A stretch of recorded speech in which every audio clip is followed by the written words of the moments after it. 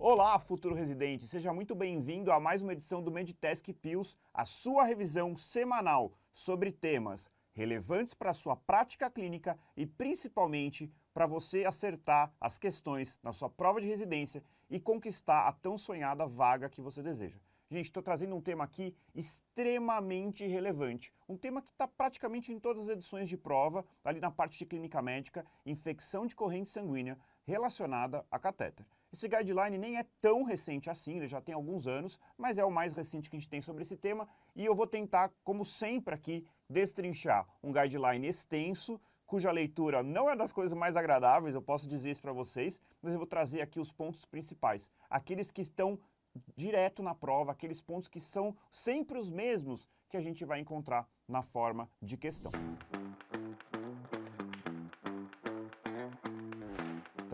Então, gente, vamos começar com uma questão inédita. Então eu vou ler esse enunciado e aí você vai fazer o raciocínio. Pô, eu já sei matar essa questão ou não? Se você não souber, acompanhe até o final, que com a aulinha que a gente vai dar aqui, você vai matar essa questão com tranquilidade. Então vamos lá.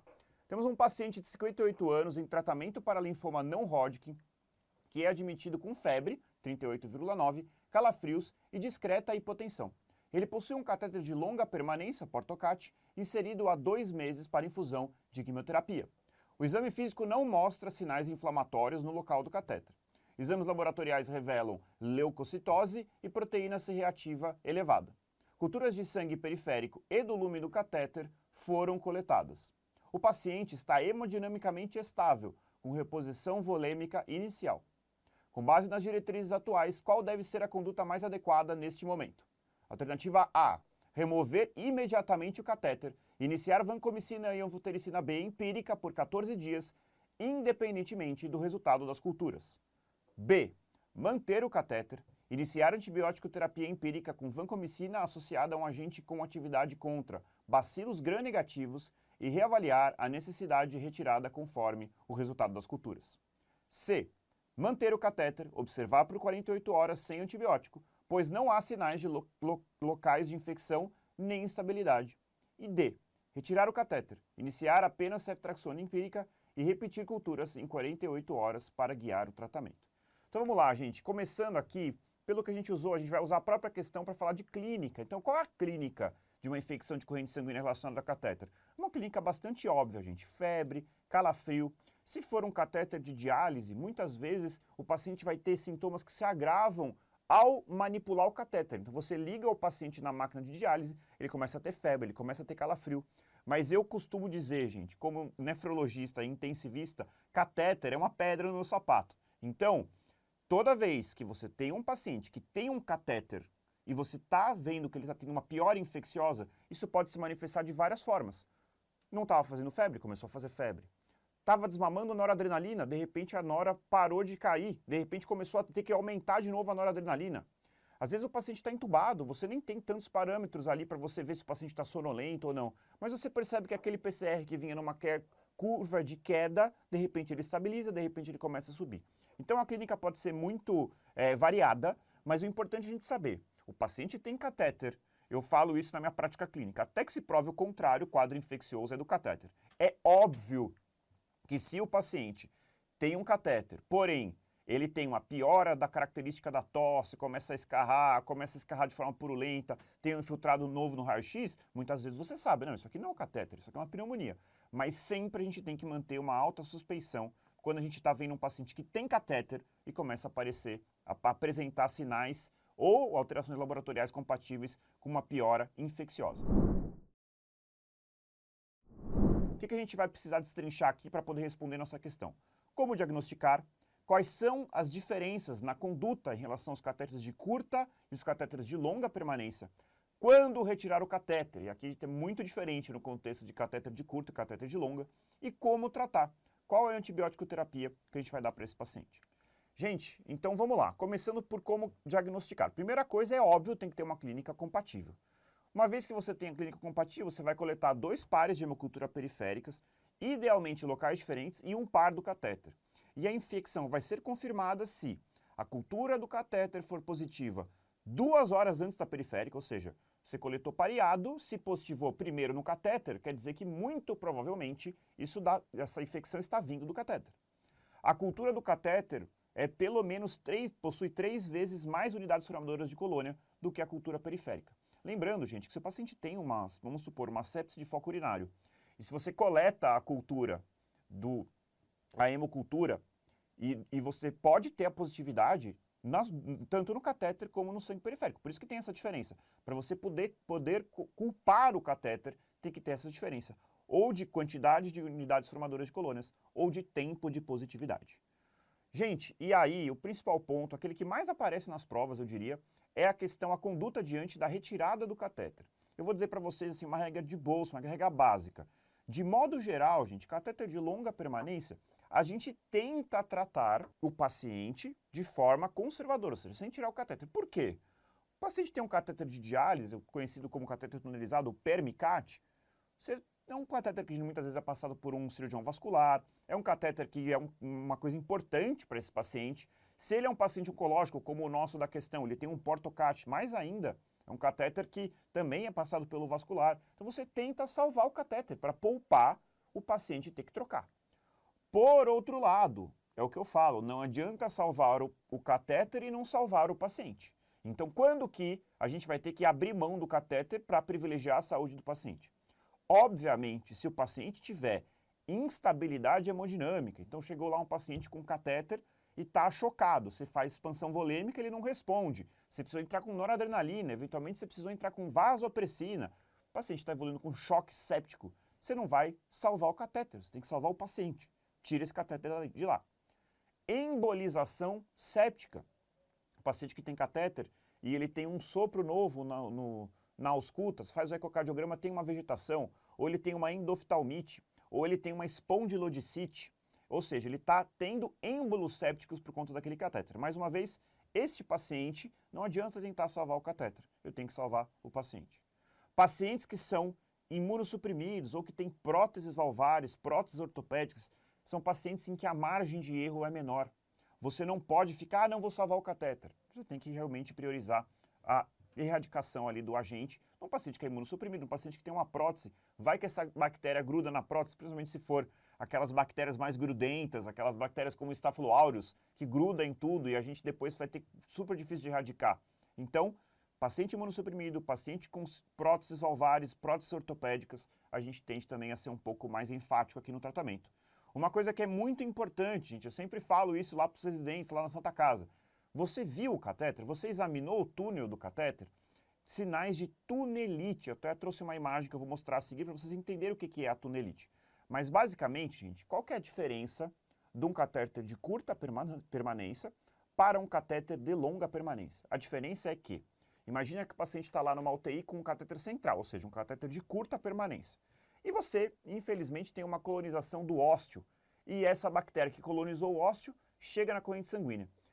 O catéter comum, o catéter central, por exemplo, ele não tem nenhuma barreira entre o ósteo e o sangue do paciente. Se a bactéria colonizou o ósteo, ela pode ir pelo próprio percurso do catéter e causar a infecção de corrente sanguínea.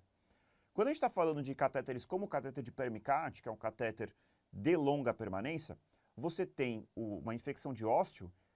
Antes de causar uma infecção de corrente sanguínea, ela vai bater no cuff.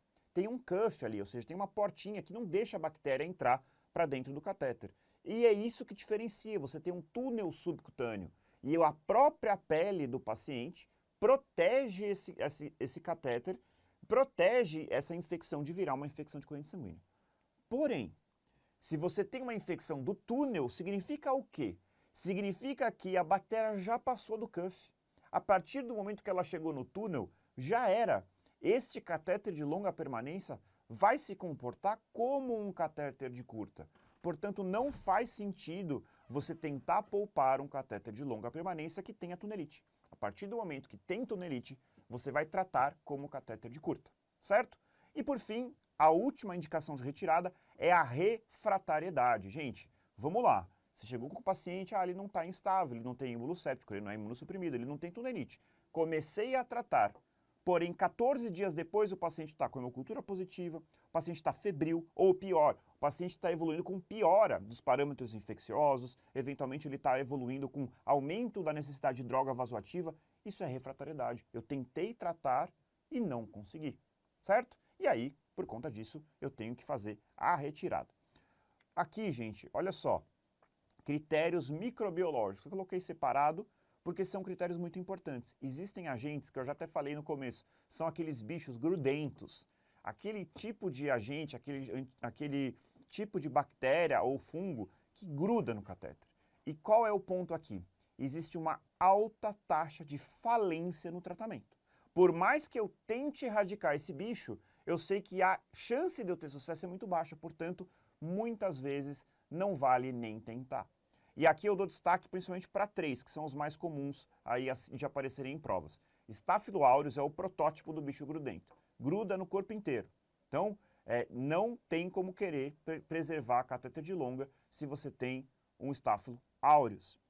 Outro bicho grudento, Cândida. Se você tem uma candidemia, você tem uma infecção por cândida relacionada a catéter, também é indicação de retirada. E por fim, muito importante, Pseudomonas aeruginosa. Aí é óbvio, bacilos gram-negativos multiresistentes. Se ele é multiresistente, você já sabe que a taxa de sucesso é baixa. Não por ele ser grudento, mas porque ele tem resistência antimicrobiana. Então, muitas vezes você nem tem condições, você nem tem um esquema antimicrobiano que consiga erradicar esse tipo de agente. Então, é muito importante, e por fim, os enterococos multiresistentes, especialmente o Enterococcus fecalis. Então, gente, esses são os critérios microbiológicos. Diante desses germes, a gente vai também priorizar a retirada do catéter. E aqui, gente, só para vocês entenderem, tem essa imagem aqui. Então, isso aqui, gente, é um catéter de diálise, é um catéter que a gente habitualmente fala, né, permicádio, que é errado, na verdade. Ele é um catéter de longa permanência para hemodiálise tunelizado. Então, olha lá, a gente tem um túnel subcutâneo. Não estou conseguindo apontar aqui, mas a gente tem um túnel subcutâneo. O catéter, veja, isso é um catéter que está na jugular, isso aqui é uma confusão comum. Muitas vezes as pessoas olham esse catéter para baixo e acham que é subclávia. Não é subclávia, isso aqui é jugular. Só que você vai passar por cima da clavícula, logo após o ósseo, se vocês olharem com atenção ali, tem uma parte um pouquinho mais espessa. O que é aquilo? É o cuff. Esse cuff vai estar ali embaixo da pele, ele vai causar uma fibrose, a bactéria não consegue progredir desse cuff. Se ela tiver uma infecção de ósteo, ela para no ósteo. E você trata, inclusive, com pomadinha ali de mupirocina, você consegue erradicar a bactéria. É o que protege, é o que diferencia esse tipo de catéter de um catéter de curta permanência. Uma vez que a infecção está acima do cuff, ou seja, você tem hiperemia, dor, edema do túnel, acabou. Trata-se de uma tunelite e você tem que tirar esse catéter. E aí, gente, e o de curta permanência? Gente, eu costumo falar assim, pensou em infecção, tira, a não ser que tenha alguma contraindicação. Vou te dar um exemplo. Pô, eu tenho um paciente aqui que é falência de acesso, ninguém consegue puncionar, eu tenho um catéter central que, olha, só conseguiu o vascular, o R3 não conseguiu, o R4 não conseguiu, teve que chamar o chefe. Pô, vamos com calma, não vamos tirar, vamos tentar tratar. Agora, tirando essas exceções, você tem uma suspeita de infecção num catéter de curta permanência, você tira esse catéter, certo? Então, em geral, você suspeitou, você diagnosticou, você tira, certo? Isso aqui a gente tem que ser um pouco mais enfático, porque o catéter é de curta permanência, ele não é tão nobre assim, a gente tem mais é que tirar mesmo. Gente, e o tratamento antibiótico terapia? Aqui, gente, a gente tem que fazer uma cobertura que cubra gram-negativos e gram-positivos, certo? Então, em geral, você pode ter aí alguns esquemas alternativos. Um esquema mais básico e mais comum que a gente usa na prática clínica é a ceftazidima com vancomicina. Aqui a gente está cobrindo as bactérias gram-positivas, inclusive o Staphylococcus resistente à oxacilina, e a gente está cobrindo a Pseudomonas. E sempre, sempre, sempre ajustar conforme culturas, eventualmente ajustar conforme as diretrizes do hospital que você trabalha. Então você tem ali uma infecção nosocomial, né? O paciente está ali internado na UTI há 30 dias, muitas vezes a flora hospitalar é muito importante para a gente tomar a decisão aqui. Mas em geral, a gente pode entrar com um esquema empírico inicial, ceftazidima com vancomicina. Pessoal, antes da gente continuar, eu quero convidar você para conhecer o curso extensivo R1. Um curso completo com o que há de melhor para a preparação para a residência médica. Além disso, eu quero convidar vocês a conhecer a nossa plataforma MedTask, uma plataforma tecnológica com inteligência artificial, com trilha de questões pré e pós-aula, além, é claro, de aulas direto ao ponto, com os professores que são professores nas principais instituições do nosso país. Além disso, a nossa plataforma conta com flashcards e um dashboard para você acompanhar e identificar aqueles seus pontos fracos e aqueles seus pontos fortes. Então, se você quer ter o que há de melhor na preparação para a residência médica e conquistar aquela tão sonhada vaga de residência médica, escaneie aqui o QR Code e aproveite.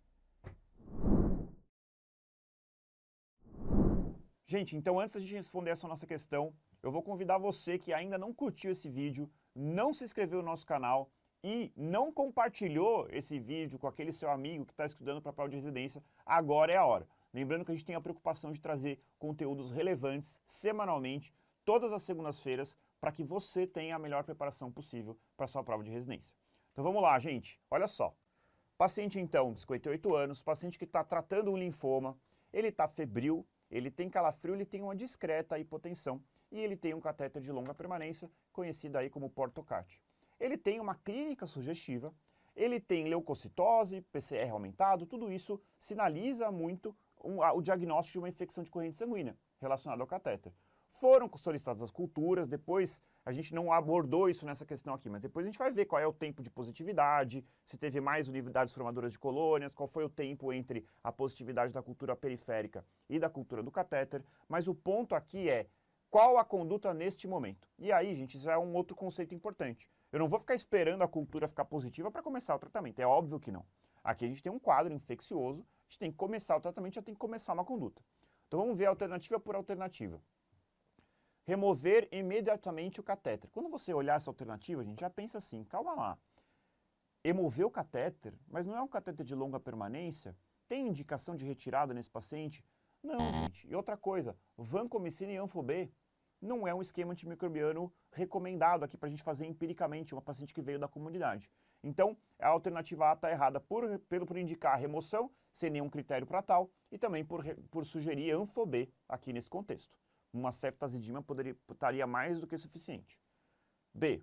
Manter o catéter, iniciar antibiótico terapia empírica com vancomicina associado a um agente com atividades contra bacilos gram-negativos, por exemplo, a ceftazidima, e reavaliar a necessidade de retirada conforme o resultado das culturas. Parece interessante. Pode ser que venha lá um Staphylococcus aureus, aí eu vou ter que tirar o catéter. Pode ser que venha uma cândida, e pode ser também que esse paciente evolua com refratariedade, pode ser que ele choque aqui depois de iniciar o tratamento, na cara do médico, mas assim, ó, hemodinamicamente estável, não tem estabilidade. Então, a alternativa B está correta. Vamos ver a C e a D para a gente treinar.